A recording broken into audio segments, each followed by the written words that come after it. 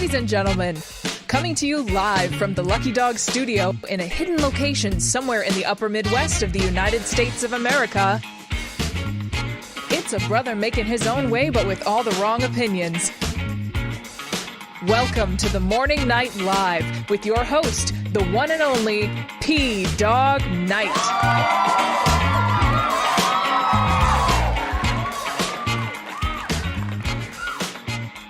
Happy Hot Mic Friday, as AD calls it. And that's the wrong button. Let's try the right button. It's the birthday show on the Morning Night Live. Yes, we're celebrating today because I will not be here on Thursday for my birthday. So I'm doing it today on a Friday where we can do Friday Q&A. We can have lots of fun and, happy, and also happy Good Friday and happy Easter weekend, because I don't want to sound, sound wrong, but Christ is King. Anyway, it is the 29th of March, 2024, and it's actually 6 days until my birthday, but this is the birthday show, okay? This is the birthday show, okay? And I may do a show Monday, even though I'm leaving on Tuesday, so we'll see what happens there. But this is the birthday. Becca Fairley, hello, honey. Welcome back. I'm so happy to see your name there.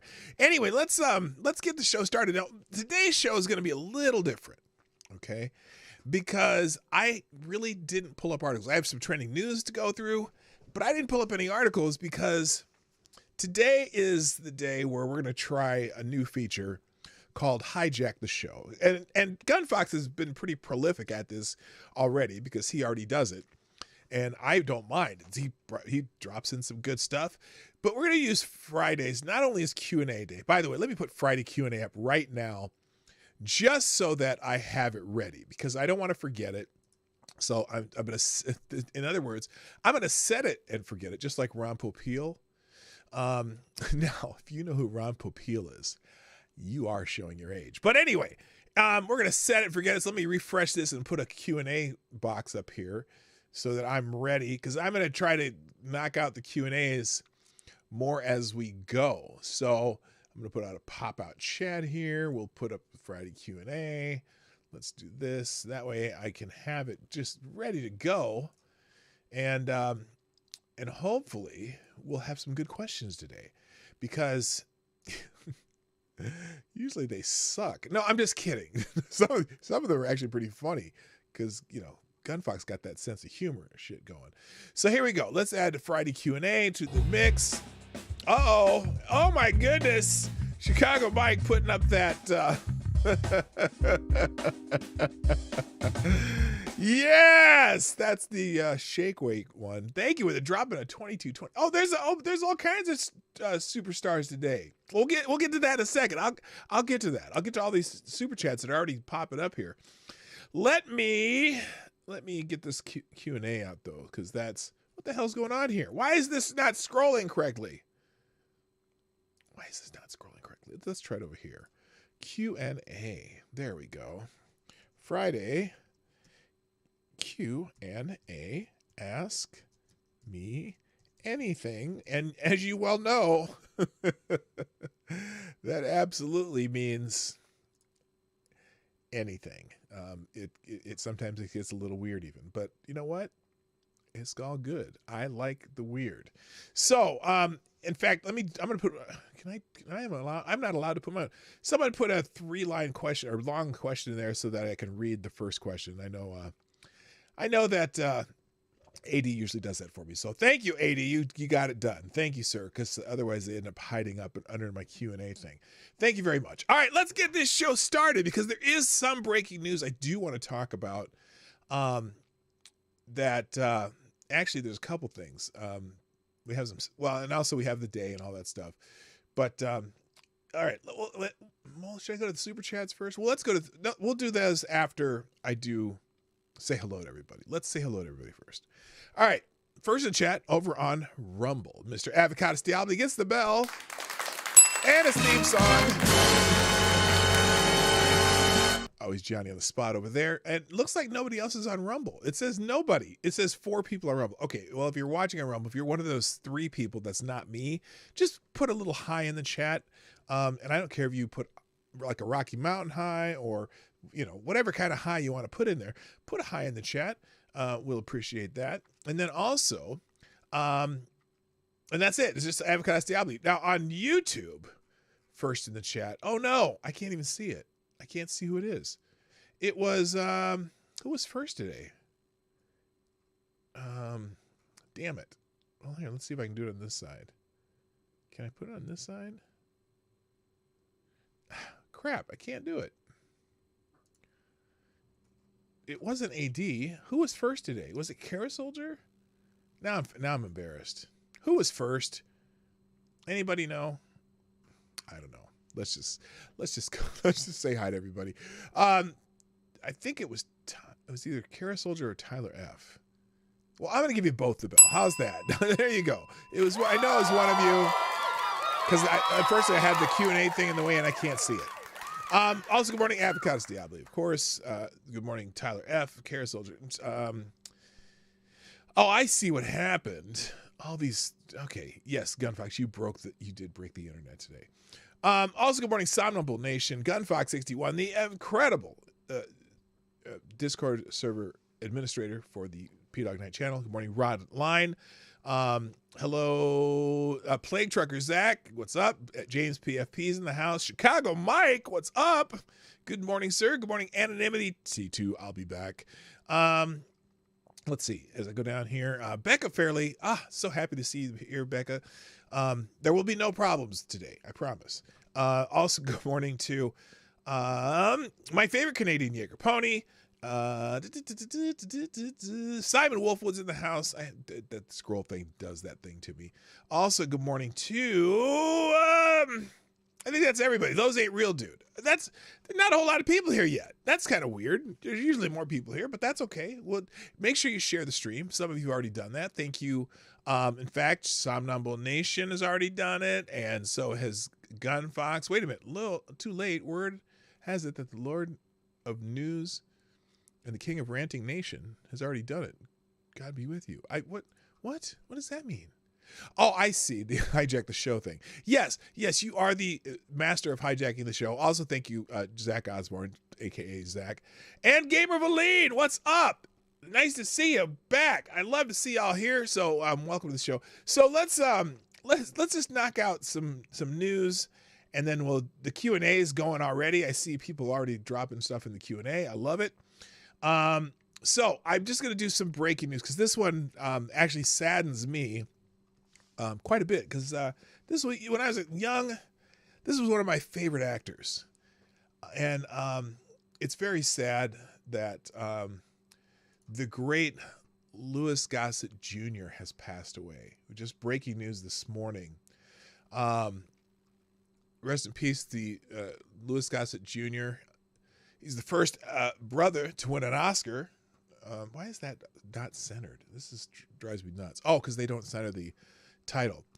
Louis Gossett Jr., the first brother to win a supporting actor Oscar, and he won Emmy for his role in the seminal TV miniseries Roots, has passed away at 87 years old. Gossett's nephew told the Associated Press that the actor died Thursday night in Santa Monica, California. No cause of death was revealed. Well, he was just old, and he was whatever. Gossett always thought of his early career as a reverse Cinderella story, with the success finding him from an early age and propelling him forward toward his Academy Award for An Officer and a Gentleman.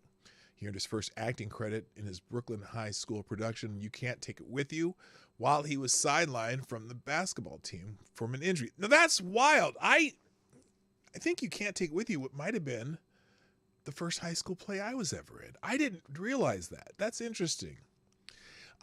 He said, I was hooked, and so was my audience, he wrote in his 2010 memoir, An Actor and a Gentleman. His English teacher urged him to go into Manhattan to try out for Take a Giant Step. He got the part and made his Broadway debut in 1953 at age 16. Wow, how big would that be if you're thinking about going into acting and if you get a Broadway gig at 16 years old. He said, I knew I was a little too little to be nervous. Gossett wrote, in retrospect, I should have been scared to death as I walked onto the stage, but I wasn't. Gossett attended New York University on a basketball and drama scholarship. He was soon acting and singing on TV shows hosted by David Susskind, Ed Sullivan, Red Buttons, Merv Griffin, Jack Parr, and Steve Allen. Gossett became friendly with James Dean and studied acting with Marilyn Monroe. Wow, I didn't know any of this. In 1959, he received critical acclaim for his role in the Broadway production of A Raisin in the Sun, along with Sidney Poitier, Ruby Dee, and Diana Sands. Man, he's out there with some legends. He went on to become a star on Broadway, replacing Billy Daniels in Golden Boy with Sammy Davis Jr. in 1964. Damn, he's worked with everybody. Then he went on to Hollywood for the first time in 1961 to make a film version of A Raisin in the Sun. He had bitter memories of that trip, staying in a cockroach-infested motel that was one of the few places to allow black people. In 1968, he returned to Hollywood for a major role in Companions in Nightmare, NBC's first made-for-TV movie that starred Melvin Douglas, Ann Baxter, and Patrick O'Neill. This time, Gossett was booked in the Beverly Hills Hotel, and Universal Studios had rented him a convertible. Driving back to the hotel after picking up the car, he was stopped by a Los Angeles County Sheriff officer who ordered him to turn down the radio and put up the car's roof before letting him go. Within minutes, he was stopped by 8 sheriff's officers who had him lean against his car and made him open the trunk while they called the car rental agency before letting him go. Fuck. This is just 1968, too.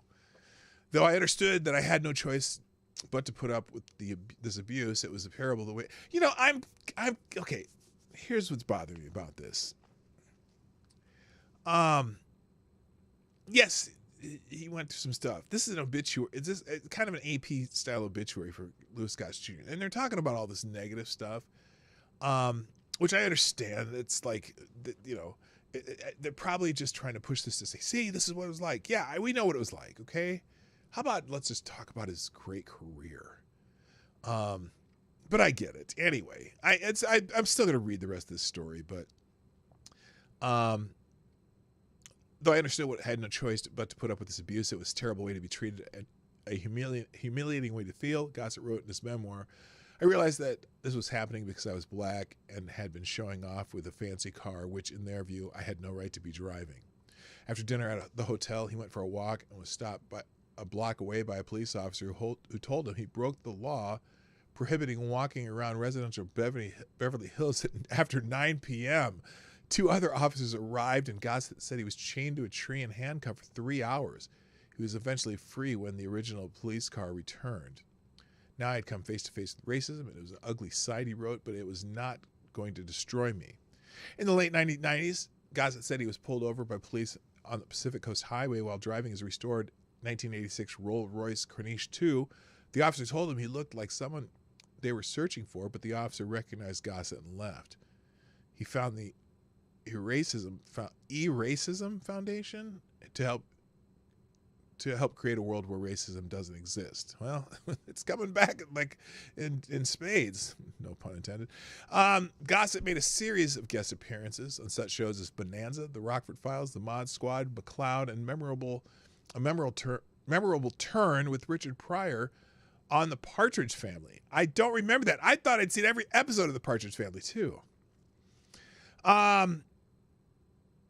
In August 1969, Gossett had been partying with members of the Mamas and the Papas when they were invited to actor Sharon Tate's house. He headed home first to shower and change clothes. He was getting ready to leave. He caught a news flash on TV about Tate's murder. Jesus, this guy's Forrest Gump. About Tate's murder. She and others were killed by Charles Manson's associates that night. There had to be a reason in my escaping this bullet, he wrote. Louis Cameron Gossett was born on May 27, 1936, in the Coney Island section of Brooklyn, New York. God, I can't read.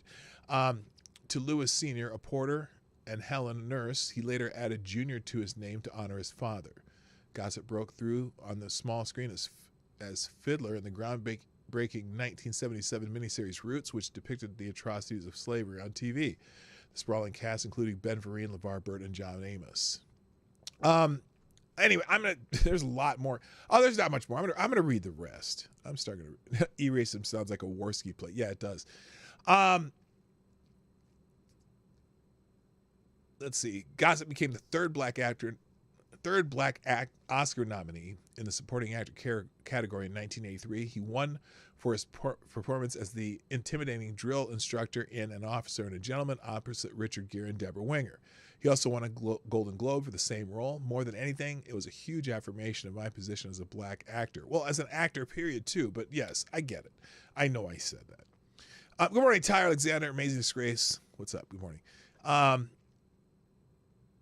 The Oscar gave me the ability of being able to choose good parts of movies like Enemy Mine, Sadat, and Iron Eagle, which, well, good parts, not necessarily great movies, but I have a tie to one of those movies.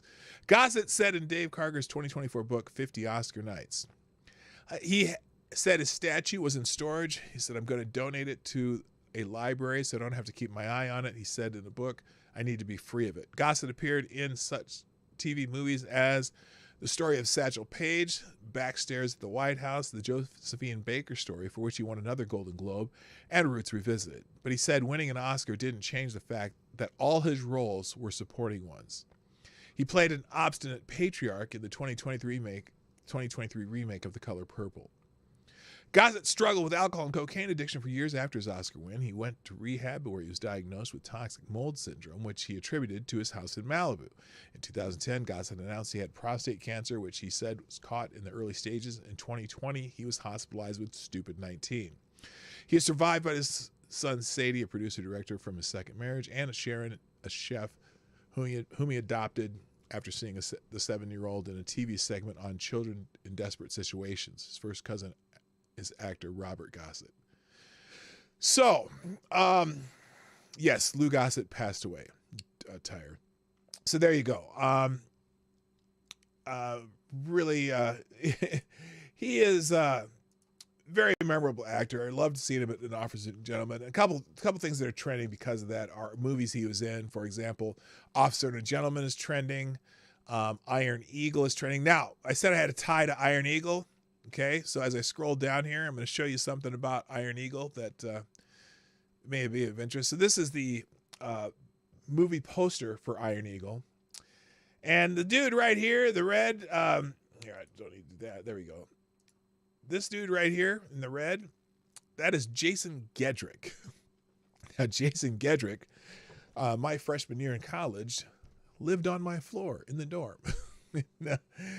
He left school after, I think, 2 years and to get into acting. And this particular role got him a little bit of acclaim. And he had a lot of little bit parts in various movies. But he got to play. I was very jealous of Jason, the fact that he got to play in a movie opposite Lou Gossett Jr. So that's my little tie to greatness. I have several of them, actually. So there you go. Anyway, so there you go. Rest in peace, Louis Gossett Jr. Now, let me skip a couple things here. Also, by the way, it is Good Friday. The holy day in which they said, in which Jesus was nailed to the cross. In fact, there's a super chat here I got to read that's kind of scary. Anyway, but so that's Good Friday's trending. It is finished trending. If you're a Christian, Catholic, whatever, you go to church, you know anything about this, you know what that means. I'm not going to explain it to you. I spent a little bit too much on that yesterday. And then there's a couple other things trending, but I'm gonna skip them for now because I have some super chats to read. Oh, where's my is my chat bot working? My cloud bot? There we go. By the way, it is also Hijack the Show Day, as Gunfox has already begun that process. And but this is the new feature. We're going to hijack the show, drop a Hamilton in the tip jar, and an article you want me to read, and it'll get top priority here, which I am going to do right now. Yes. By the way, Gunfox 61 is the new Streamlabs Superstar sponsor of the day. Dropping Hamiltons left and right so far. Let's start with this one. And by the way, I'm going to replay these. There we go. Oh, what happened there? Oh, I have to change that. I have to fix that. Let's see. Hang on. Alert box should be up. top. Let me see if I fix that now, because now I think that this should work. Let's try this again. Well, here, he did another one, so I'll play his second one too. All right, here we go.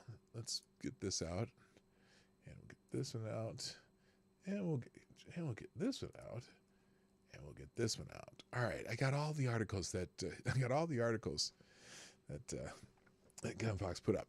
Okay, so that was the first one. Then he did another one here. Okay, this one says, what is this one? This one says, let's see if you can last. Wait, which is which? Ukraine. Oh, okay. All right.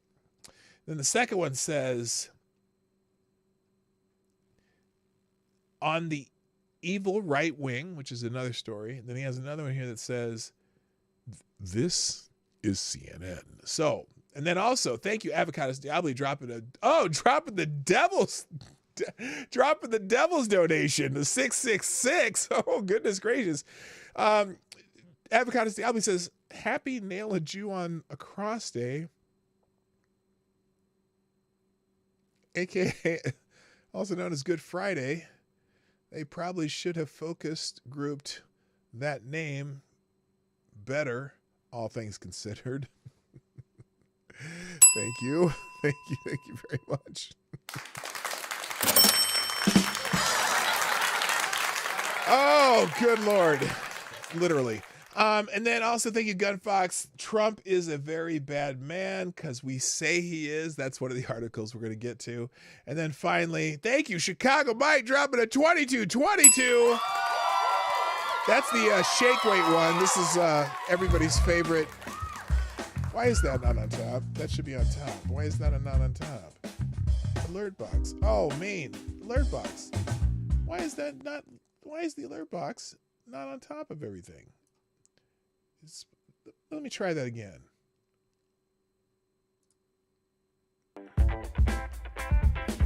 Oh, thank you. And Chicago Mike, another one. Dropping and you've got an article too with no message. Okay, we'll get to that one too. All right, let's just start with the articles because it's hijacked the show today. It's Q&A day. This is a show all about you. And so we're gonna let you do that. And there's there it worked. The shake. Oh no, it didn't work on this one because I didn't change this. That's why. Okay, there we go. That is the 2222 is the shake weight donation. If you weren't sure, if you look at the description, it'll tell you what kinds of things you are in store if you donate a certain amount. So there you go. All right, so let's start with Gunfox's articles because I'm feeling I'm going to be stuck on these for a little bit. So the first one Gunfox sent me here was, let's see, this one, opinion, MSNBC, Mike. Okay, this is it. Here it is. Now, first of all, I got to tell you something, Gunfox. I'm not so sure this title is appropriate from MSNBC. Let me make sure it fits on the screen here. Mike Johnson is edging. Now, what the hell are you talking about here? Huh? Oh, wait. It says, stop. It says Mike Johnson is edging closer to doing the right thing in Ukraine. The right thing? Oh, you are trying to kill me. I can tell you. I can tell. Can I get this to fit on the screen? There we go. Mike Johnson is edging closer to doing the right thing on Ukraine. Well, what is the right thing on Ukraine, really, everybody? Can anyone tell me what the right thing on Ukraine is? I'm just curious. Anyone? So here it is. This is an opinion piece at MSNBC. The speaker is likely to bring aid for Ukraine to the floor and potentially get the goodwill from Democrats to save his job. You gonna lose your job. That's what I should have. That is what I should have. That would be a good clip. You gonna lose your job.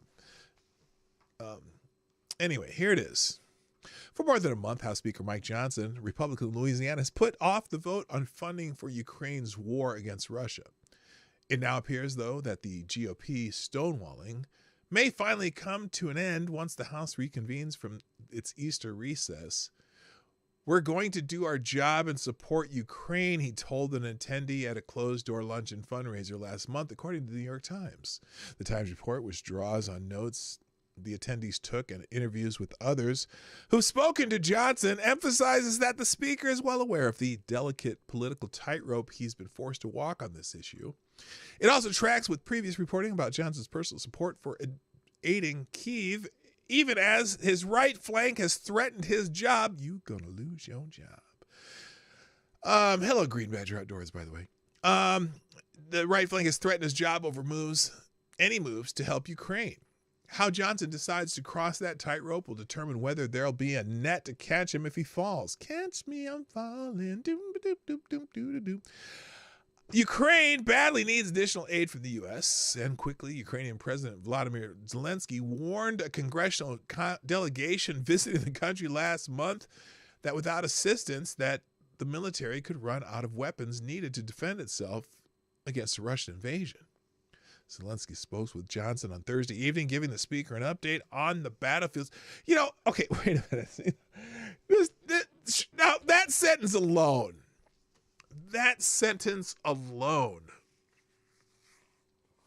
should kind of give you an indication of what's happening over there. A congressional delegation was visiting the country last month. A congressional delegation visited a country that is at war? How does that work? How do they do that? That's amazing. The country's in the middle of a huge war, and the congressional delegation visits. Now, do you think if the Russian? I'm not a fan of the Russians invading Ukraine, but how many times can a congressional delegation visit a country that's at war? Because I'm sure Russia has planes, right? They could just be bombing the hell out of Kyiv if they wanted to. They're not. Anyway, it's just weird to me. It just makes sense. Congressional delegation visited Paris in 1941. No. Anyway, that's just strange to me. Anyway, Zelensky spoke with Johnson on Thursday, giving the speaker an update on the battlefield situation. The Ukrainian president posted on X, the Biden administration moved to transfer $300 million worth of weapons to Kyiv in an emergency measure this month, but that is far short of the $60 billion. Son of a bitch. $60 billion with a B that the Senate passed in a larger national security package on February. Whose national security? Not ours, not our border. Anyway, and I'm torn on Ukraine. You don't want them Russians invading them, but why are we the ones spending all our money on it? There are a lot of countries in Europe that probably should be more concerned about this than us. Are they contributing that much? Are they contributing like the EU? Let's just take the EU, okay? Because the EU and the United States kind of balance out, right, in a way. But economically, the EU probably has a lot more money. Why aren't they doing this in the same amounts that we are? I mean, you're spending more than the entire EU combined in Ukraine. Hello, unacceptable views. Anyway, Senate leaders Chuck Schumer, the smarmy prick from New York, and Mitch the Turtle McConnell have leaned on Johnson to bring the swamp. Yes, Schumer and McConnell, the swamp leaders, have leaned on Johnson to bring the bill to the floor. In the theory, that makes sense. The package, there's a lot of innuendo in this article. Johnson edging package, which also included funding for Israel and Taiwan, passed the Senate with 70 votes, a remarkably bipartisan effort by modern standards. But there are two major pitfalls. The bigger of the two is that many House conservatives don't want to help Ukraine at all. Republicans have been far less likely to supporting aiding Kyiv's war effort since the conflict began. The decline can be traced to both a surge of isolationism among arch conservatives. No, it's not about isolationism. It's about putting your mask on first in the airplane when it loses pressure.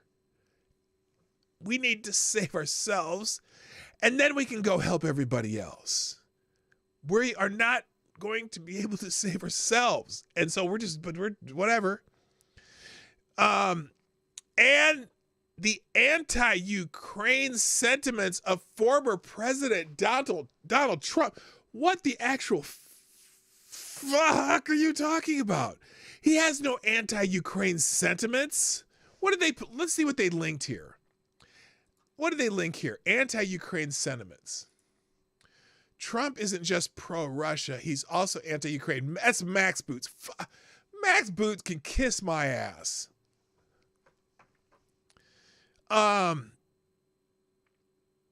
As with several other recent bills, including a recent government funding deals, Johnson said would most likely decide to bypass the usual process of sending the bills first to the Rules Committee, where the House Freedom Caucus members could hold several seats, but circumventing the Rules Committee would require 2/3 of the House vote in favor of suspending the rules and passing the bill. When Johnson has done that recently, it's been with the knowledge that Democrats would provide the votes to make up for any GOP defections.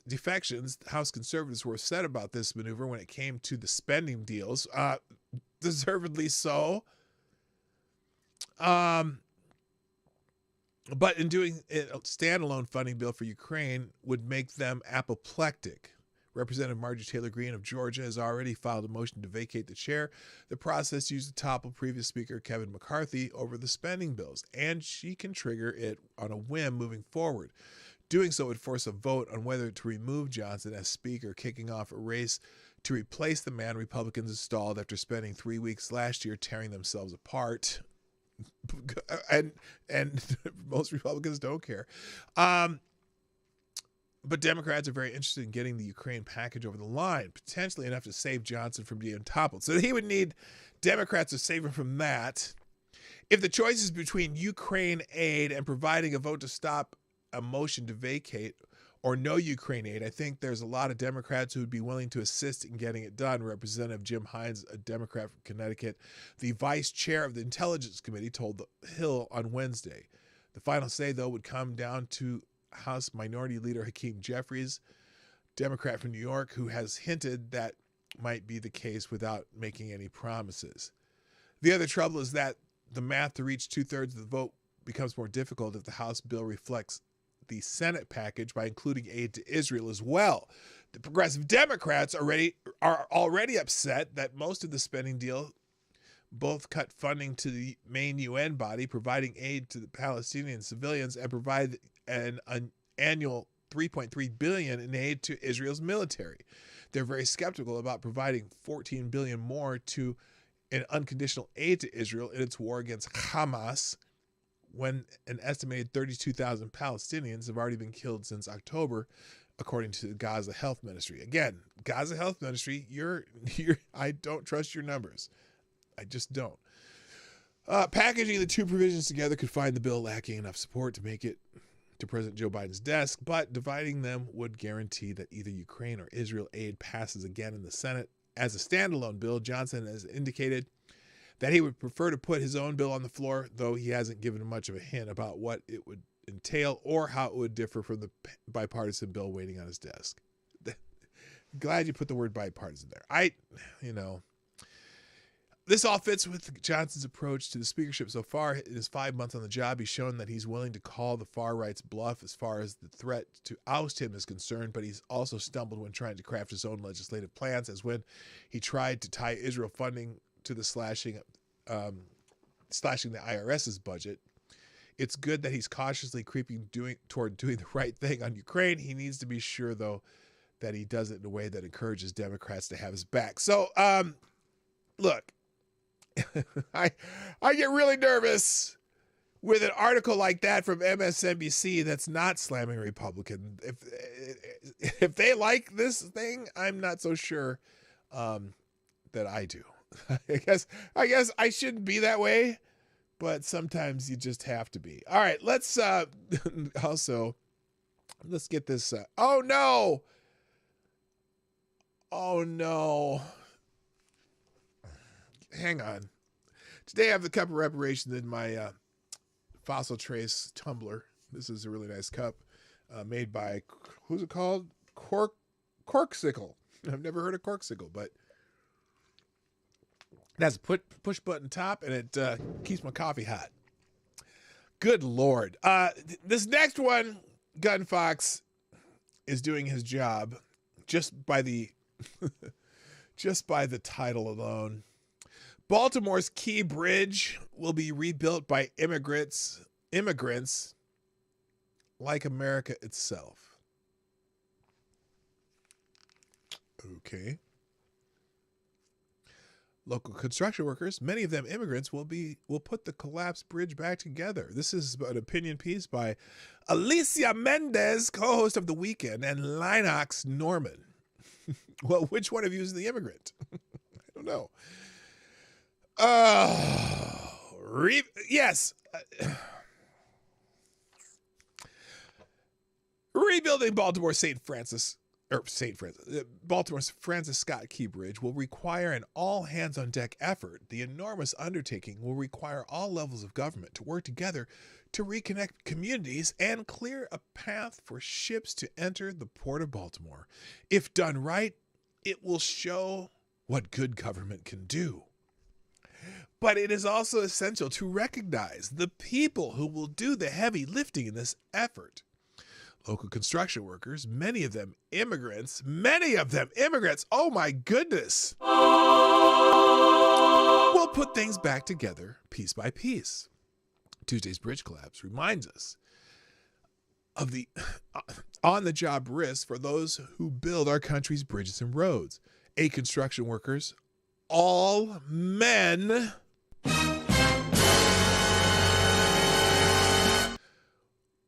were filling potholes when the bridge crashed in the water. 2 were rescued. The bodies of 2 others were recovered, and the rest are presumed dead. They were all immigrants from Mexico and Central America who had moved to Maryland to provide better lives for their families. Did they move? Did they immigrate here legally? That's all I care about. If they moved here legally, no problem. Okay, because there's a line for Mexicans and people. What do they say? Mexicans and Central America. There's a line of people who have been trying to immigrate here legally, and we got thousands of people just jumping the border. So,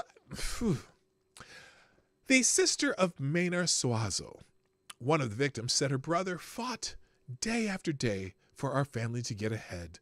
And in an interview with Telemundo, she added, he gave us strength for everything. Suazo, who was originally from Honduras, shares a story with millions of immigrants. He left his home country in search of an opportunity. As much as his family benefited, Maryland did too. So this is the angel immigrant story that they want to push. And that's fine. Look, if you if you immigrated here legally and you're working and doing what you do to get ahead, that's great. But the fact that some countries have been emptying prisons and letting them come over here, and that some that are not being vetted are terrorists from weird countries that aren't anywhere contiguous to this continent or the one below us, or the fact that we're getting some who are just a bunch of people from had to fly to Mexico to cross our border and are not being vetted, those are the ones I'm worried about. I'm not worried about Maynard Suazo. May he rest in peace. Undoubtedly, the work of many more immigrants will be needed to rebuild the Francis Scott Key Bridge. Oh, you're saying that there are no white people iron workers? Thank you, Ranting Monkey. What's up, brother? For the happy birthday there. The diver that found the 2 in a truck probably has nightmares. Oh my gosh, I would. That would just be brutal. Hello, Keeverdam. What's up? Thank you for joining me. Thank you for the happy birthday. Lots of old homies coming at you. All right. So the United States relies on immigration to complete these kinds of projects, and the work of immigrants has contributed to the nation post-pandemic rebound. It's an American success story. According to CNBC, hiring immigrants has helped curb inflation by reducing the worker shortage. What? Wait, what? What? What article are they talking about? What? Immigration is taking pressure off the job market and U.S. economy. Oh, see, that's an expert says thing. That's what it is. That's an expert says thing. Okay, I get it. That just means, probably like who's the guy from the New York Times, the economist that's always wrong. I can't think of his name right off the top of my head, but anyway, expert says. Wait a minute, but this article says. What did she say here? Wrong article.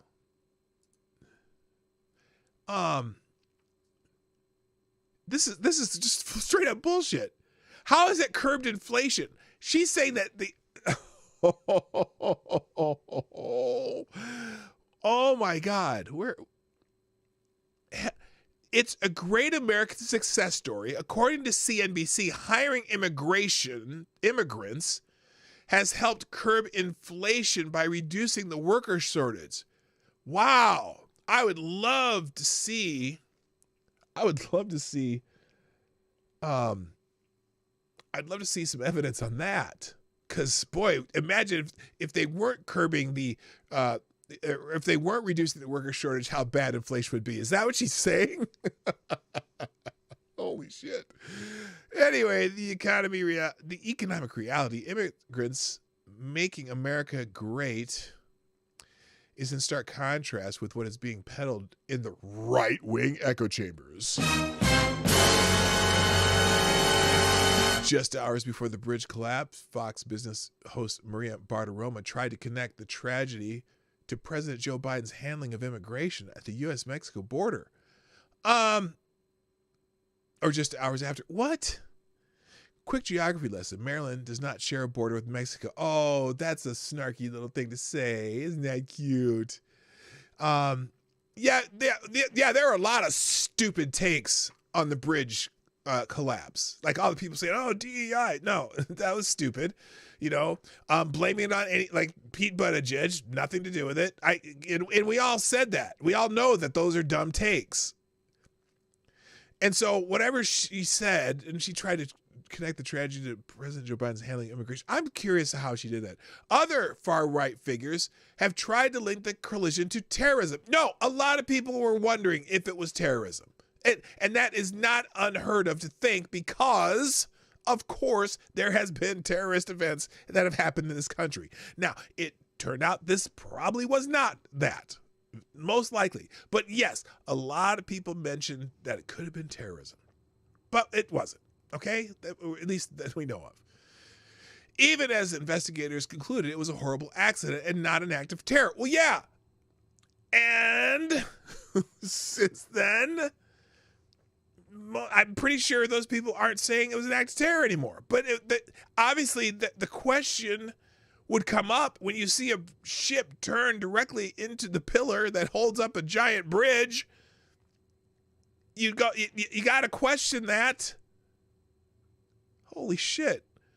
These performative gimmicks fly in the face of the truth and rob victims of their humanity. They are also a dangerous distraction. In an aftermath of a crisis that demands clear and steady leadership, the catastrophe. Look, what did I do yesterday? I said all these stupid theories before we know what happened probably shouldn't be floating around, especially the dumbest ones that I mentioned yesterday. And that the people are doing their jobs in this case. The people are getting out in front of cameras saying what we're going to do, get the people in place and whatever. That's what they should be doing. So good job, regardless of what, what your political leanings are in this shit. Good God.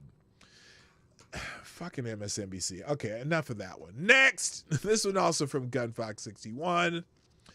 Okay, no, that's this one, not this one. This one right here. This is CNN. Oh, no. Why are you sending me an abortion article? Is this gun? Yeah, it is. All right. Apparently they changed the name of this, though.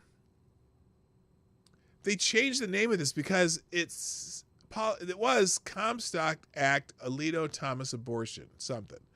Anyway, Supreme Court abortion case brings 19th century chastity law to the forefront. Okay, let's see what this is about. This is CNN.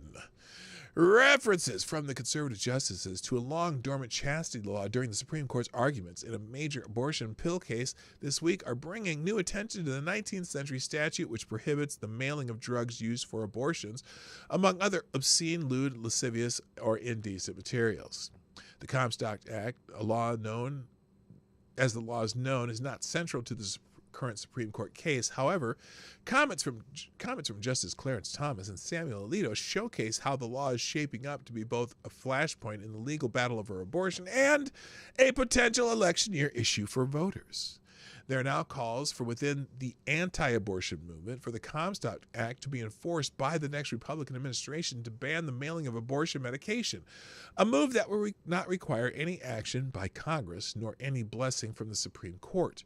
But there is uncertainty and disagreement among anti-abortion advocates about what that means. Some prominent figures in the anti-abortion movement, they keep saying anti-abortion in this article, dismiss the possibility that it would be used to effectively ban medication abortion, which depends on the shipment of abortion drugs to providers, even as other abortion foes have said the law, interpreted in its fullest extent, could potentially end not only medication abortion, but abortion altogether. Abortion rights supporters argue that their opponents are overreading the law and are ringing alarm bells as at least some justices on the Supreme Court appear to be entertaining a maximalist interpretation of the law's reach. Alito wrote the court's opinion overturning Roe v. Wade, while Thomas was seen as a judicial pioneer in his success in bringing into the legal mainstream views previously seen as fringe. Oh, yes. Fringe. They're fringe. Yes. See, if you're adamantly against abortions, you're a fringe. If you are, pro-choice, whatever, you are not fringe. I guess I'm not fringe, but I'm also thinking there could be some meaningful restrictions on it. Like,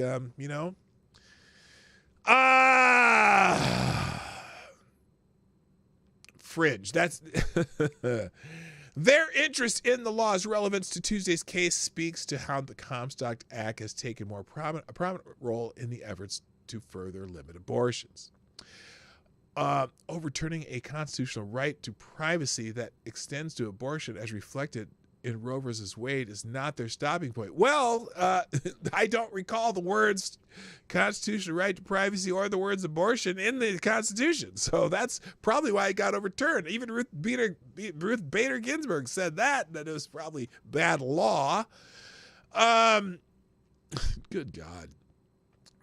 They will stop. Is not their stopping point. They will do anything, even if that is seeking to resuscitate the 19th century statute that was passed before women had the right to vote, said Sky Pyramid, the president and CEO of Democracy Forward Foundation. Oh, such a uplifting name, the Democracy Forward Foundation. And then it goes on. Oh, good God. This goes on and on and on about the Comstock Act. So the bottom line is,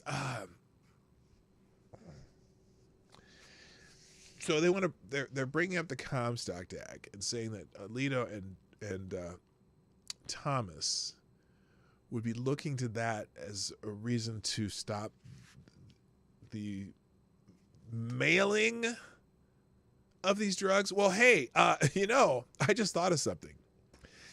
When you say mailing these drugs, how often are they actually mailed? Like how often do someone put them in the mail? If the law is against mailing them, as in, I'm assuming you mean postal type carrying mail, couldn't you just ship them like with UPS or FedEx or anyone else? That's not mailing, is it? That's just shipping them. You can take your horse and buggy, you can take your Pony Express, you can take your plane, you can take your 18-wheeler and put them in the box of those items and then ship it that way. Then you wouldn't be mailing them. In fact, I'm guessing that most of these drugs are not actually mailed to anybody. They're probably shipped and then they're brought by a carrier to the pharmacies and whatnot. And so I don't think the Comstock Act's going to be invoked on this. It's just stupid. All right, moving on. Not without my chastity belt. You're right. Yeah.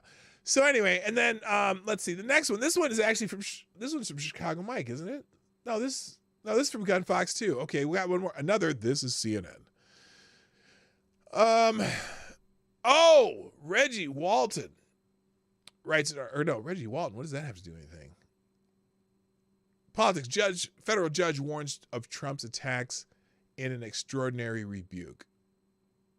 Oh, this is from this morning. So remember I think Judge Merchan or whatever put a gag order on Trump, and then Trump wrote a post on Truth Social, something about I shipped my pants. Yeah, that's funny. Wrote something about how his daughter's this, Trump hating, Dem loving staffer, former Schiff staff or whatever, and has a picture of him on her Twitter account with Trump behind bars, right? But if you read the order, it was specifically Donald Trump had a gag order speaking about anything about Michael Cohen or Stormy Daniels, but it didn't. But he said in particular, he could talk about him or the prosecutor. It was very specific, and so Trump did just one of those very Trump-esque posts on Truth Social about Merchan's daughter, who is a Trump-hating, TDS kind of person. Well, federal judge warns of Trump attacks in extraordinary rebuke. A sitting federal judge Thursday harshly criticized Donald Trump's attacks on the judge overseeing the former president's criminal case tied to the alleged hush money payments, telling CNN that such statements threaten the viability of the American legal system. Oh, this isn't Merchan saying. This is a judge who's interviewed on This Is CNN. U.S. District Judge Reggie Walton spoke with CNN's Caitlin Collins on the source in the wake of Trump's attacks on Judge Juan Merchan, which helped prompt a New York judge to issue a gag order on the former president earlier this week. It is unusual for federal judges to speak publicly, especially about specific political or legal situations. Well, he's probably a Democrat, so he'll break the rules just because that's what they do. Quote, "It is very disconcerting to have someone making comments about a judge, and it's particularly problematic when those comments are in the form of a threat." Oh, was there a threat? I'm curious what the threat was. Hello, said Snarky. Especially if they're directed at one's family. Was it a threat, though? Said Walton, who has also faced threats and as has his daughter. "We do these jobs because we're committed to the rule of law, and we believe in the rule of law. And the rule of law can only function effectively when we have judges who are prepared to carry out their duties without the threat of potential physical harm. I think it's important in order to preserve our democracy that we maintain the rule of law." How many times is he going to say fucking rule of law? Walton said in the interview. And, oh my gosh, okay, I'm glad we don't have to drink every time he says rule of law. "And the rule of law can only be maintained if we have independent judicial officers who are able to do their job and ensure that the laws are in fact enforced and that the laws are applied equally to everybody who appears in our courthouse." Well, they're not being applied equally in the courthouse because this is the first time they've ever thought of doing this kind of a fucking novel prosecution. So what the hell are you talking about? Oh, he keeps going. "I think it's important that we as judges speak out and say things in reference to things that are conceivably going to impact on the process, because if we don't have a viable court system that's able to function efficiently, then we have tyranny." Wow. This is called lack of self-awareness. "And I don't think that would be good for the future of our country and the future of democracy in our country," he continued. So in New York, Trump has repeatedly attacked District Attorney Alvin Bragg's case. Oh, they said, and those involved with it ahead of what would be the first criminal trial of a former president. Trump criticized Merchan, his daughter, and one of Bragg's prosecutors in the hours before Merchan issued his gag order. In the order, which does not prevent Trump from talking about Bragg, who is a public figure, or Merchan himself, Merchan cited a sufficient risk to the administration of justice, and there exists no less restrictive means to prevent such risk. Walton said Merchan did the right thing by not including himself in the gag order that he imposed on Trump. The gag order limits Trump from making statements about potential witnesses, attorneys, court staff, or the family members of prosecutors or lawyers intended to interfere with the case. Now, notice who's missing there. The judge himself, which the judge here mentioned, and he doesn't say anything about the judge's family. Interesting, because that was the last tweet yesterday Trump did, was about Merchan's daughter with the pictures of him with Trump behind bars and her pictures with what's her name? The border czar, Kamala Harris. Anyway, and then they just go out and tell some more stuff about Walton. So yeah, interesting on that gag order thing that he did that, and Trump saying, "Oh, you're interfering with the constitutional rights." It's a shit show, and if you are going to prosecute Trump, you can just expect some of that shit. I'm just saying. All right, and finally, I got an article here from Chicago Mike. Oh, yes, we talked about this yesterday, but we'll go through it because I didn't necessarily go through this. So NBC News fires ex-RNC chair Ronna McDaniel after Rachel Maddow and Morning Joe revolt. Because, yeah, they were, oh my gosh, they were losing their minds. Do they have video of them? They don't. Anyway.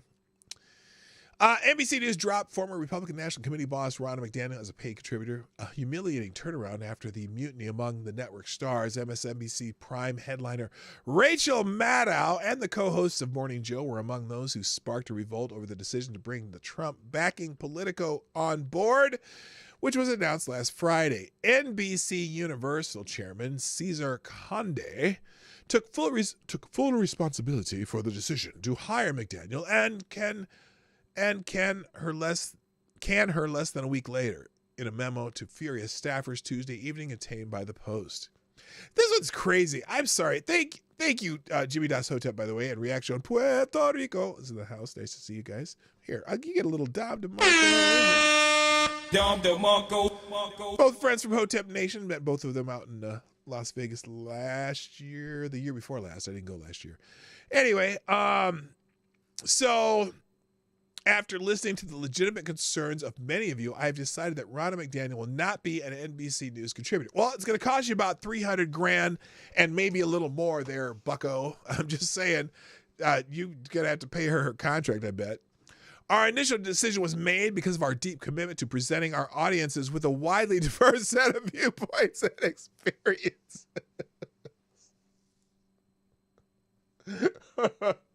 Oh, no. No, this is MSNBC. No, you don't. Oh, NBC. Well, NBC sort of. Like they'll have people on that they can, take a dump on, but it's not like they want them there. Holy shit. Anyway, despite that, Conde says he was sorry for authorizing the hire. Why are you apologizing? You should be apologizing to Ronna McDaniel. That's who you should be apologizing to. Holy shit. And Ronna McDaniel sucks anyway. Who cares? I want to personally apologize to our team members who felt we let them down. Oh. While this was a collective recommendation by some members of our leadership team, I approved it and take full responsibility. Oh, there you go. Way to go. Way to go, Mr. Conde. Anyway, Rachel Maddow and Joe Scarborough lost their fucking minds on air about this. She's an election denier and this and that and blah blah blah blah blah blah blah blah blah. Oh no, Cuba Gooding got mixed up in the Diddy stuff. I'm reading the chat here. Interesting. Okay. All right. Let's okay. I gotta stop. I gotta stop there. Let's get into the Friday Q&A. I'm sure there's more than usual. Are there? Well, oh my God, AD. It's all AD. All right, so you still have time to put Q&A questions going because I'm gonna go for a while. And if you want to hijack the show again, dropping articles in, I'm not putting any more articles up here. I'll leave I'll leave my aggregator open. The Ace of Spades, JJ Sefton's morning report, which is my favorite aggregator. I'll leave a link to that in the chat today. He's got a ton of stuff in here. Holy shit! I'm scrolling. It's forever. So I'll put a link to that in today. So here we go. Oh, by the way, there was a fundraiser.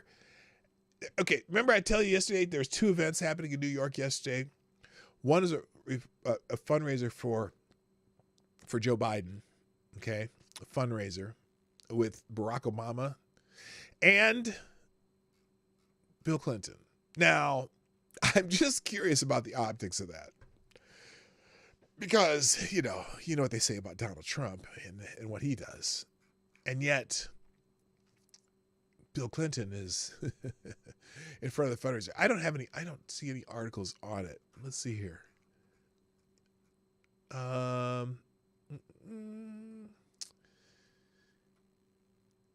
wait a minute.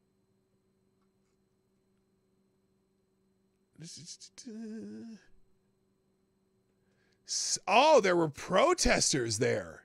Several waves of protesters disrupted President Biden's grandiose fundraiser at Radio City Music Hall Thursday, where he kicked it with former President Barack Obama and Bill Clinton to raise cash and enthusiasm for his 2024 re-election bid. One demonstrator, a woman blowing a whistle, holding a war pig sign and warning of nuclear war with Russia, was removed from the lavish New York City event, dubbed by the 81-year-old president as a grassroots fundraiser. That's hilarious too. Hello, Uncle Bad Touch. I know who you are. Come on, man. I know who you are. The first interruption was quickly followed by booing and whistling and 2 other waves of protests related to Biden's support of Israel, and two other waves of support related to Biden's support of Israel's war against Hamas. Shame on you, Joe Biden, one of the anti-Israel demonstrators shouted. Multiple yelled, blood on your hands. The fraudulent... Oh, that's JJ's editorializing. The president asked for the demonstrators to be ushered out by security to be let go. It did not appear as they were allowed to stay. No, listen, you could talk. You can't talk all the time. Sometimes you have to listen, Obama said at one point addressing the interlopers. You can't just talk and not listen, Obama said. Said it twice. The armchair discussion between 3 Democratic commanders-in-chief was moderated by CBS Late Show host Stephen Colbert. So this was extra serious. There were 6 interruptions total during the Colbert panel. Outside the iconic venue, hundreds of anti-Israel protesters gathered ahead of the star-studded campaign fundraiser as part of a Flood Manhattan for Gaza demonstration. And then lots of Free Palestine and fuck Joe Biden. So, and Genocide Joe has to go. That's what they're calling him on the fringe left. But it's funny. Did you catch what Obama said? The schutzpocracy of that comment coming as it does from that figurative and quite literal sword swallower is just breathtaking. Anyway, you can read that on your own. That'll be in the link to the morning report from JJ Sefton. All right, let's get to Q&A because this is the most important part of the show. By the way, thank you for the sponsors today of the Morning Night Live. It'll help go a long way and maybe having a nice vacation. Because we probably aren't that prepared for this vacation. So I appreciate you very, very much. By the way, and if you liked what's going on here, I highly recommend that you hit the like button. There's 32 people here, 23 likes. So some of you are not doing your job. You're going to lose your job. And if you haven't shared the show, several of you have, as I already mentioned. Looks like a few more people have shared it. Molly Okami, Scribe Light, Mansquatch, and of course Somnambul Nation, Mojack 420, and Plague Trucker Zach. Thank you for sharing the show. Of course, we already said Gunfox and Somnambul Nation have already done that. I appreciate you.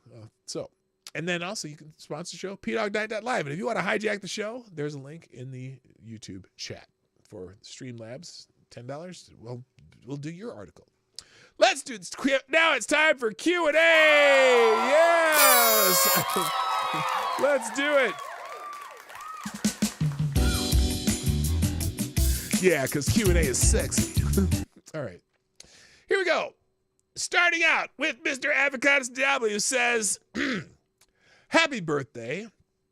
And how does it feel to be the only living human who saw the Hanging Gardens of Babylon? Were they as nice as people say? Hey, you know what? That place was fire. It was fire. I'm just telling you. It was a little freaky, though. There's some freaky people up in Babylon. All right. Thank you, James PFP, who says, was Woody Harrelson's dad on the grassy knoll? I'm not sure if I understand that joke. I'll give it one of these, though. Somebody can tell me the joke there? I don't get it. I'm going to say, wait a minute. Oh, wait a minute.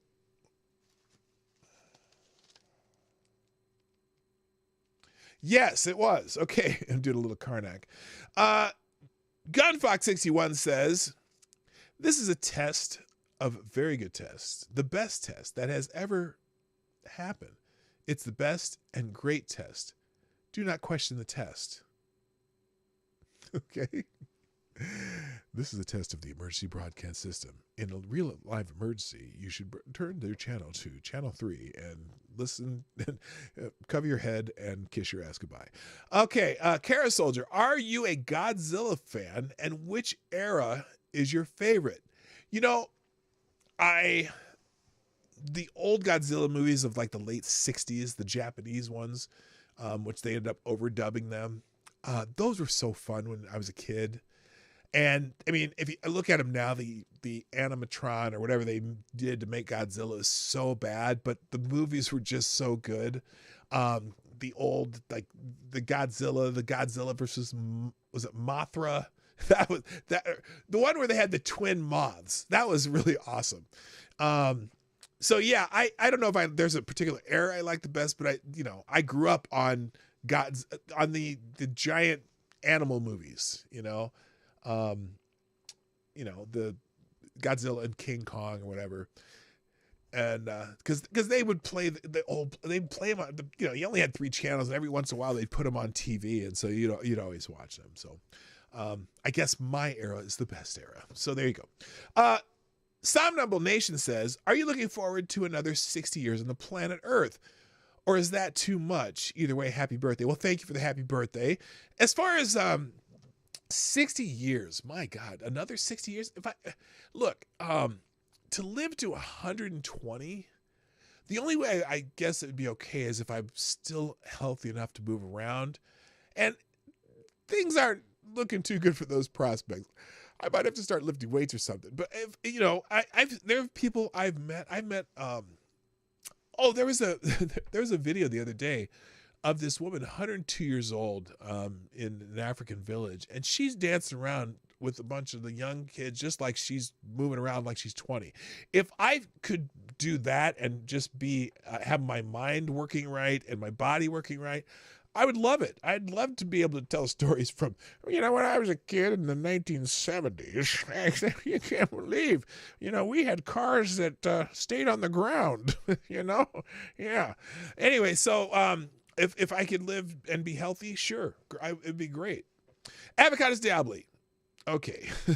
No, I believe this might be a hypothetical, or this might be from someone's experience. Here it goes. You wake up strapped to a table. Over the table is a man in a fox costume trying to feed you with a bottle.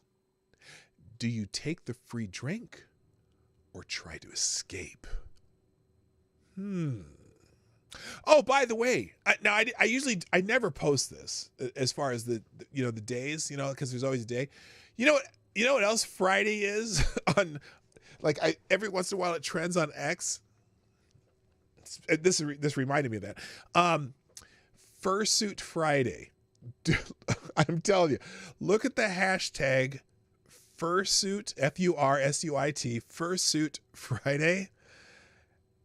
and you'll wonder what's going on with humanity. I'm sorry. Anyway, so let's see. So the answer to this question, I wake up strapped to a table. Over the table is a man in a fox costume trying to feed you with a bottle. Do you take the free drink or try to escape? Well, here's the problem. I'm strapped to the table. Now, it depends on how long I've been strapped to the table. Now, if I've been strapped to the table for 2 or 3 days without any kind of sustenance or anything, or I would probably take the drink if I was really, really thirsty. But if I just had been strapped there and maybe one of the straps is fraying or whatever, or I have a trick knife in my stuck in my sock and I got the knife, I would take the knife and try to cut the straps that are strapping me down, and then I would stab the motherfucker. just saying. Okay, next, Kara Soldier. Oh, which ribs do you like more, pork or beef? I absolutely like pork ribs better. Pork spare ribs in particular. A lot of people like baby backs. A lot of people like beef ribs, but a good St. Louis cut pork spare ribs done correctly, the proper seasoning, proper smoking, and a good, not even necessarily a good sauce, just a real good seasoning. That's my favorite by far. All right. Avocado Stably. How much sawdust can you... Okay. God, where do you come up with this? How much sawdust can you put into a Rice Krispie treat before people start to notice? Sir,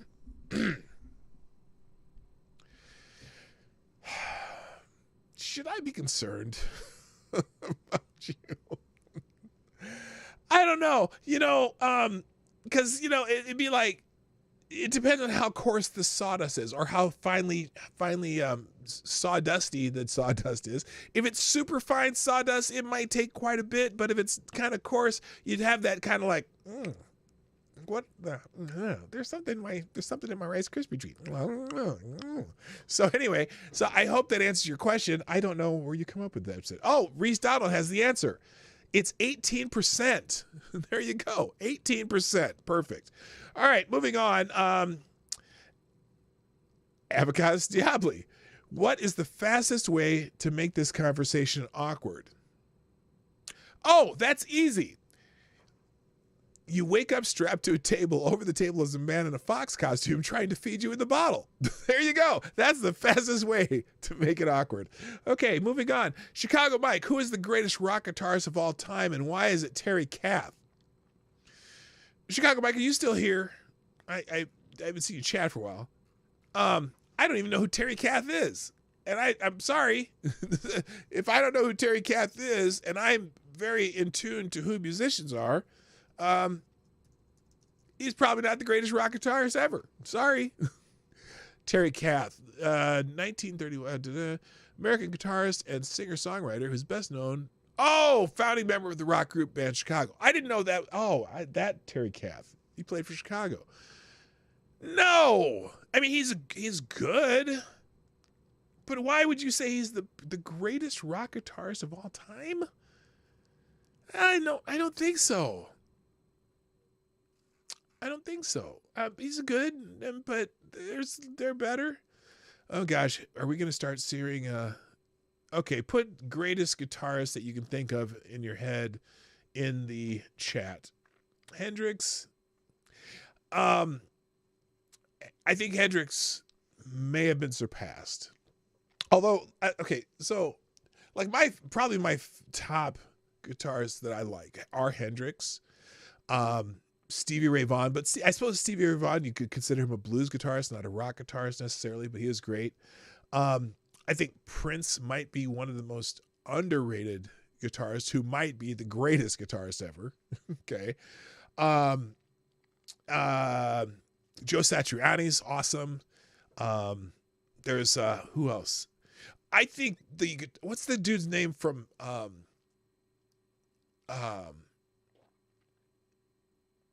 Canadian Rush. I don't even know his name, but he's amazing. Because everyone knows Neil Peart and the other dude, but I never know the guitarist's name. He's phenomenal. Mark Knopfler's good. It's in a style. But anyway, yeah, so there's several great guitarists. All right, 80. If you had to describe yourself with one word that starts with the letter X, what would that be?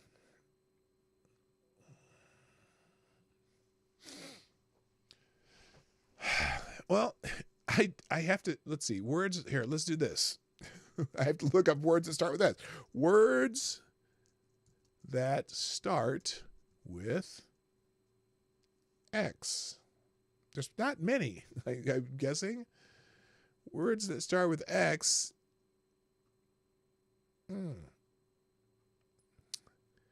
Here. Oh my gosh. Here's one. Apparently the Scrabble has a bunch of them. You know, xyloid. That's what I do. Yes, xyloid. That's it right there. Xyloid. Dave Gilmore. Zappa's great.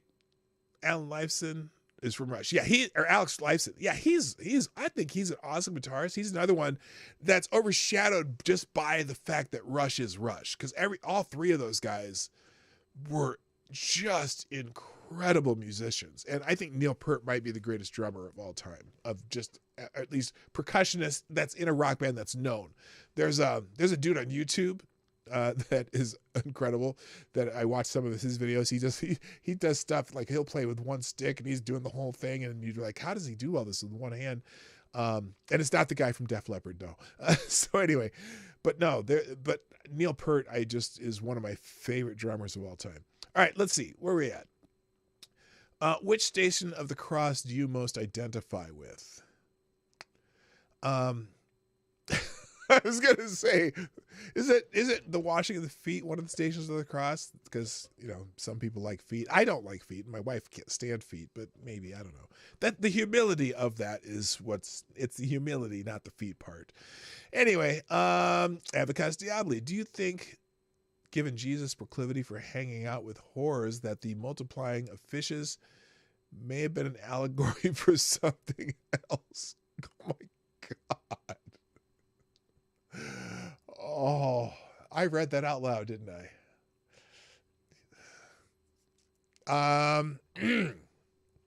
Yes. Avocados Diabli, did they really have household appliances made out of animals back when you were younger during the Stone Age? Are you sure you're writing these questions, or did Tyre Alexander send that shit to you? You think I'm from the fucking Flintstones? What are you talking about? That is funny, though. All right, Avocados Diabli, top 5 things you would take with you for a zombie apocalypse. I like the katana, the long Japanese sword. I think that's a good one because you can chop off heads. Because, you think, like, when you watch, have you ever watched The Walking Dead, right? If you watch The Walking Dead,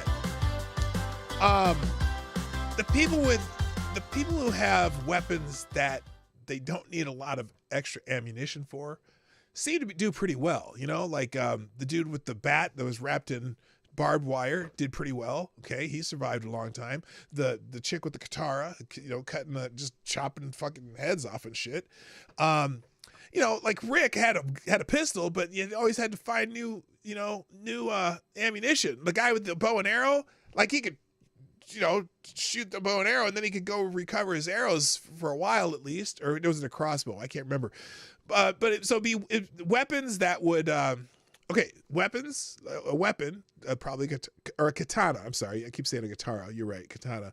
A katana. Okay. Something like some kind of a spark making thing to build fires, because I gotta make fires when there's no power and shit. Let's see. I would take. I was gonna say my earbuds and something to listen to, but then maybe some kind of solar power thing to recharge my rechargeable batteries for a flashlight. So those are the 5 things, because I'd be out of things now. That'd be out of choices. Real quick, thank you, Plague Trucker Zach, with a small bullet in the tip jar. Appreciate you sponsoring the show.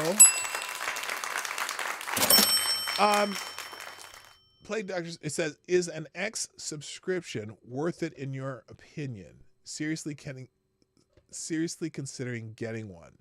Oh, you mean like it's the check thing? That the reason I like it is I like to write long posts every once in a while, and there's a couple features that I use in there. It kind of depends. I mean, I don't think it's not necessary unless you use X a lot, and I do, so it's worth it for that. Apparently now though, they have just announced that if you have over 2,500 subscribers, you could get the features for free, and then if you have over 5,000 subscribers, you get a Premium Plus membership. Just the functions of them. So those are things that are new on X. But I use it enough that it's worth it, especially when I write long posts. And also, like with some of there's a couple other things that I use that I can't remember that you can't use if you don't have the subscription. So that's my opinion. All right. Thank you, Zach Osborne. All right, more things here. Avocado Diabli, when was the last time you binge ate peanut butter in a hotel room?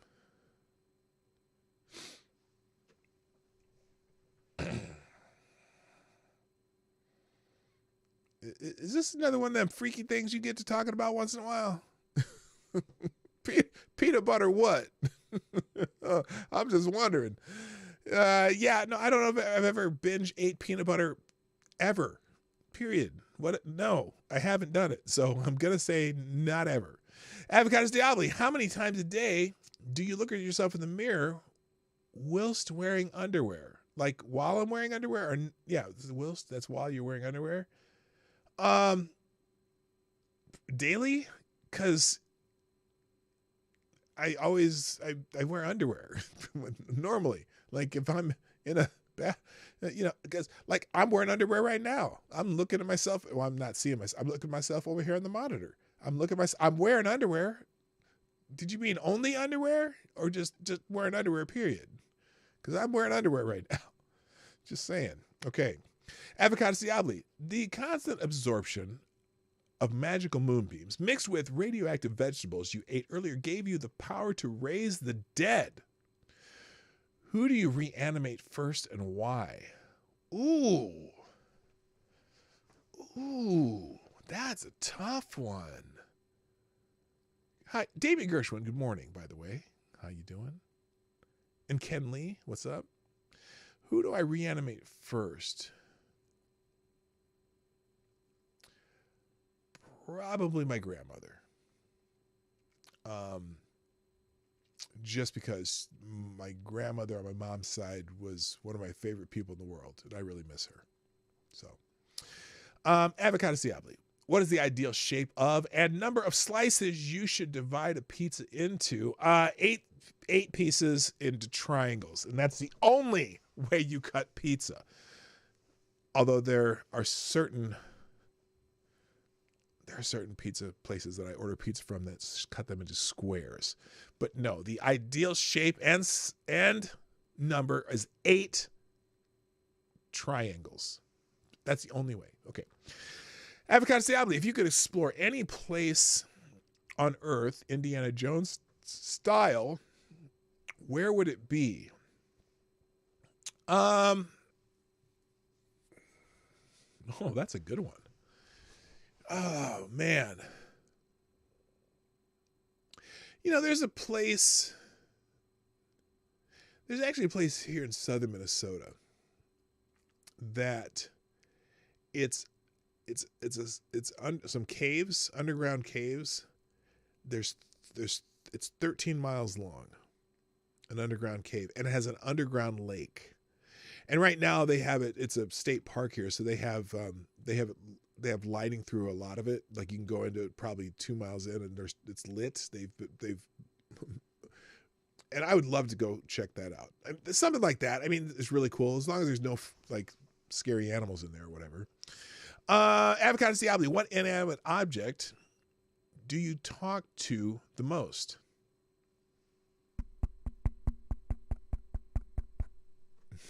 It's my microphone.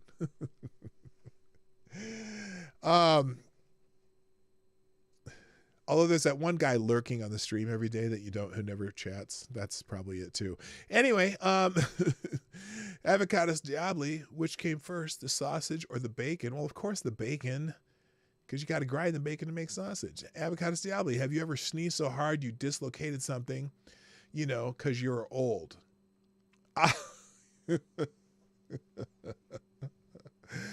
Probably. Like, yeah, I've sneezed so hard that your shoulder's like, oh, what the fuck did I just do? That's funny. What is the funniest joke that doesn't make anyone laugh?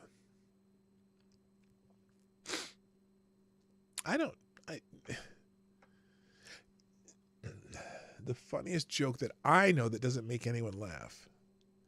See, apparently somebody thought that joke, why did the chicken cross the road joke, is funny to get to the other side. And I've never, not even when I was a kid, I think that joke was funny. So it's not the funniest joke I know, but it's one that, I don't know. That's just, I'm like, okay, that's dumb. Yeah, sure. Why not? Okay. Avocados Diabli. If you met the ghost of John Wilkes Booth, Rosa Parks, and Charlemagne, what would be the first question you would ask them? Like all three the same question? I don't know. John Wilkes Booth be like, what the fuck? that'd be my question. Rosa Parks. This is probably controversial. There's another woman who did the bus thing before Rosa Parks, and I just look, and I have nothing but love for Rosa Parks, but I'd be like, why you steal that girl's thunder? And I'm not even sure what Charlemagne did, so who knows. Avocados Diabli, when you poop at home, do you drop your pants or take them all the way off? Come on. Nobody takes their pants all the way off when they poop at home. Avocados Diabli, you've been given the opportunity to create your own 30-minute show on television of your own design. What is it called, and what is the premise? Oh, that's interesting. Look, I could probably devise a sitcom or a show just on my life. Now it would have to be a lot more embellished because it's not as exciting as you could write it to be. But my story of being an adopted prince who didn't know he's a prince until he was 40 years old, and then went to Africa to meet his natural father. You could write a really good sitcom around that and just cultural differences and whatnot. Although mine turned out just to be fairly normal, comfortable thing, not a big deal, as big, as it could be, but you can make a good story out of that. Kind of a reverse Coming to America. Let's see. Boy, AD, you are the one today. Okay. This one has to. Okay, in honor of Fursuit Friday, you are a hamster. Do you feel safer in the hands of Richard Gere or a TSA agent? Oh my God. Oh my God. Look, let's be honest. You're more likely to survive Richard Gere than the TSA agent. I don't know. Oh, that's just dumb. Does everyone here know the Richard Gere hamster jokes? Anyway, Avocados Diabli. Have you ever played bocce ball lawn darts? Where you throw a lawn dart at the balls people are rolling to try to stop them. I have never thought of that. I have never thought of that. No, that sounds like kind of a fun game. No, I haven't, but now I'm thinking about it. I don't know if you can find lawn darts though. I actually, you know what? It wasn't even that long ago. it might have been 5 years ago. We were at a garage sale and someone actually had lawn darts, like the original one, the metal ones, like, and they were selling them in a garage sale. I'm like, oh my God, how do you now that I've had them since I was a kid, and he was selling them at a garage sale. So anyway, lawn darts were dangerous. We used to just we just used to see how high we could throw them. And then you stood there until it came down and then you jumped out of the way. We were lucky to be alive. I can't believe it. Anyway, Avocado Diablo, what member of Congress do you think is most likely to get lost in their own hometown? You mean like of the entire Congress? Probably Mitt Romney, because he's a carpetbagging bitch. Anyway, Avocado Diablo, I was digging in my yard and I found a chest full of coins. I wanted to run in and tell my wife about it. Then I remembered why I was digging in the yard. What should I buy first?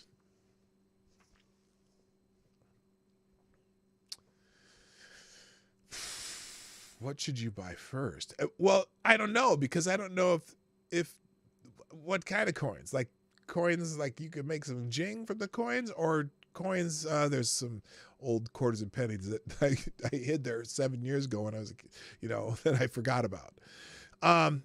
What should you buy first? A backhoe, just in case you want to find some more coins. Okay, we're getting close to the end here. Oh, no, we're not. Jesus Christ. I got to hurry up here. All right, Avocado Diablo. A man walks into an enchanted forest and tries to cut down a tree. You can't cut me down. I am a talking tree. The man says, you may be a talking tree, but you will... Oh, and then add dialogue to this? Okay, a man walks in for insurance. You cannot cut me down. I am a talking tree. The man says, you may be a talking tree, but I need a new table, motherfucker. I don't know. Anyway. Okay, AD, if you could replace one body part with one power tool, what would it be? Oh my gosh.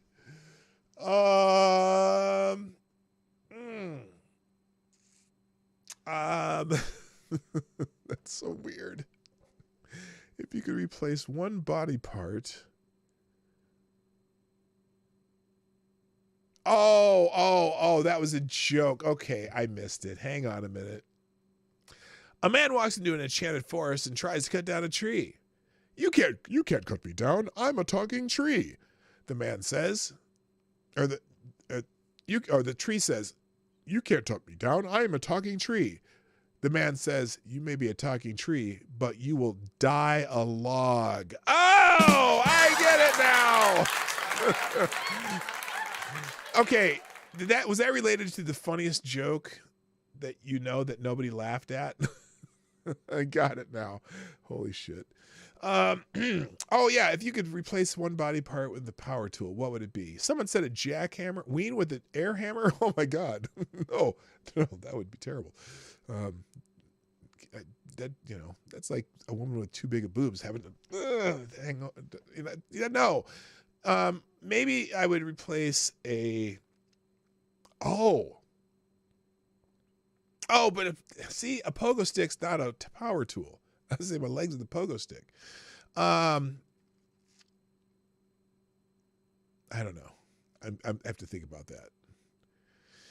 Okay. Avocado Diablo, is this the last question? Oh, hell no. He answered himself. Avocado Diablo, who would win? A rabid rabbit or a drunk skunk? And I intentionally did not ask at what. The rabid rabbit always wins. Okay. Avocado Diablo, how did Jessica Fletcher get away with murdering people for so long? Wait, is that the murder she wrote? Jessica Fletcher? Did she? Because she only wrote about it. That's why. Avocado Diablo, what time is it? It's 9:40 or 11:42 Eastern time. Avocado diablo. Where have all the flowers gone? They're dead. Avocado diablo. Mustard base, tomato base, or vinegar based barbecue sauce. Oh, you're trying to see where I'm from. Yeah, I'm kind of partial to the tomato based barbecue sauces, although I do like those North Carolina style vinegar based sauces. Those are good. I like all three, to be honest with you, but I'm more into a Kansas City sauce kind of person, or the, what you find in Missouri, kind of the sweet tangy type sauces, or like the Memphis style, just dry rub type stuff. So yeah, I like them all. And finally, the last question.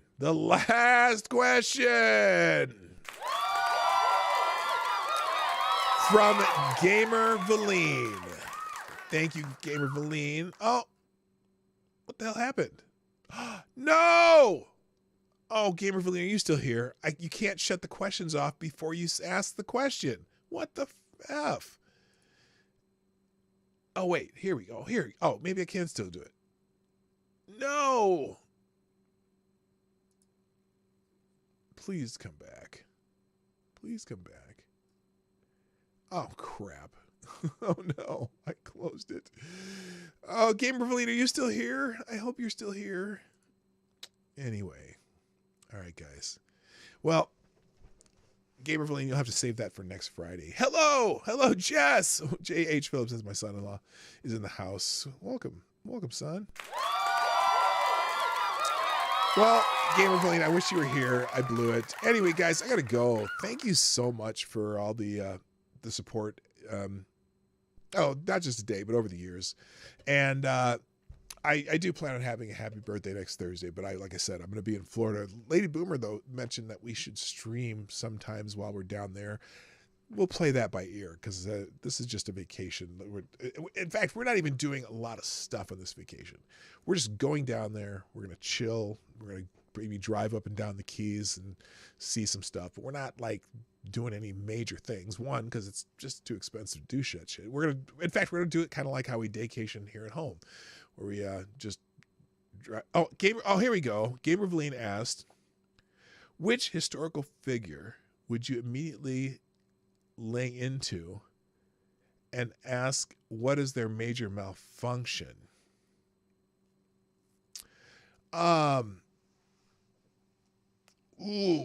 There's kind of a toss up there. It's kind of a toss up.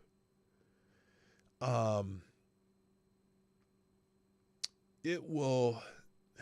I mean, the obvious ones you would think would be Hitler. Oh no, that wasn't the question. This was the question. Which conspiracy would you seek answers for if given full access to the archives? Oh man. Oh, hello, Alyssa too. Dad, me, and the girls say hi and love you. Well, I love you too, honey. Which conspiracy would you seek answers for if given the full access to the archives? Probably the Operation Mockingbird ones. I want to know what, and because if you know what Operation Mockingbird is, the CIA basically got caught feeding news stories to networks back in the day, and we know that they still do it to this day. And so that's the one I would like to know. I'd like to know why and how they are trying to manipulate public opinion. And, there's obviously bigger ones, Kennedy assassination. There's a lot of assassinations are conspiracy theories to them.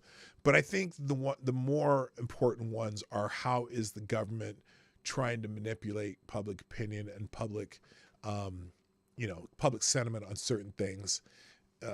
There's Epstein's a good one, JFK murder, 9/11, Operation Paperclip, but for me, it would be that. How, for example, we'll take the whole the Trump Russia thing. So much of that was media manipulation, and so those are the kinds of things that I think really, really need to be looked into, and in fact, need to be stopped. But anyway, all right. guys, that is it. Thank you so much for joining me today on the Morning Night Live, the birthday show. Yay!